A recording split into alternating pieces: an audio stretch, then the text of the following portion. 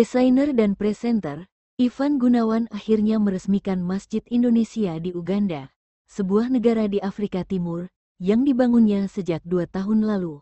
Dia bertolak dari Indonesia untuk melihat langsung masjidnya yang didominasi warna putih itu serta bertemu dengan para pengurus dan warga setempat.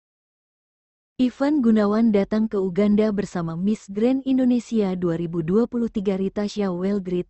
Mereka berinteraksi dengan ratusan warga yang hadir.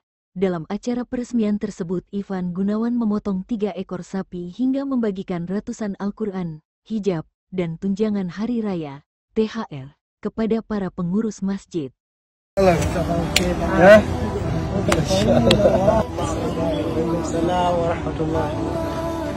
Welcoming us to Hoima City. We request Almighty Allah to grant him paradise. We request Almighty Allah to grant him all the best.